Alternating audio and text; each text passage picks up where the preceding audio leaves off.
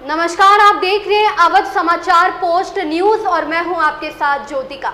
आइए रुक करते हैं खबर की ओर। अब्दुल्ला आजम से मिलने पहुंचे उनके रिश्तेदार। जिला कारागार में बंद अब्दुल्ला आजम से मिलने पहुंचे। अब्दुल्ला आजम की मौसी और रिश्तेदार मिलने पहुंचे। सपा डेलीगेशन भी पहुंचा था मुलाकात करने। जिला कारागार प्रशासन की नहीं मिली अनुमति। भारतीय जेलर ने बताया कि हाल में है किस बैरक में और क्या बताया मुलाकात। समाजवादी पार्टी का एक प्रतिनिधिमंडल वीर यादव जी के नेतृत्व में माननीय अब्दुल्ला आजम साहब से मिलना चाहता था। हम ये पार्टी के पद पे सूची लेके आए थे कि हमको पार्टी से उनसे मिलने का समय दिया जाए। उनका स्वास्थ्य खराब है, तो स्वास्थ्य के हालचाल की जानकारी के लिए उनको दवा देने के लिए हम लोग उनसे मिलना चाहते थे।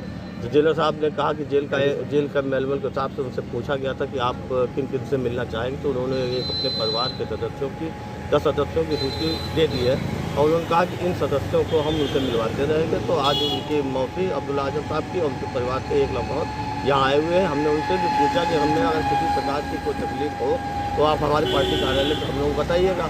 इसके अलावा हमने जेलर साहब से पूछा कि हमने कहा कि साहब आपने किस बैरक में रखा है, तो उन्होंने कहा बैरक नंबर 21 में उनको रखा गया है।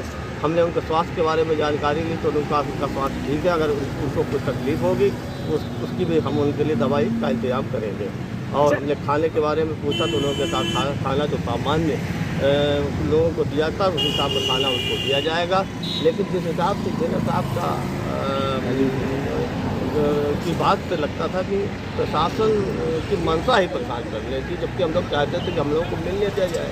अरे हमने कहा आप एक दो को ही मिलने लेते, लेकिन उन्होंने कहा हम मिलने का मौका आपको नहीं देंगे। अच्छा, रिश्तेदारों में कौन आया है अभी मिलने? उनकी मौसी आई हुई बैठी है और उनको भी मिलाएंगे उनसे। उनकी मौसी आई हुई है बैठी है।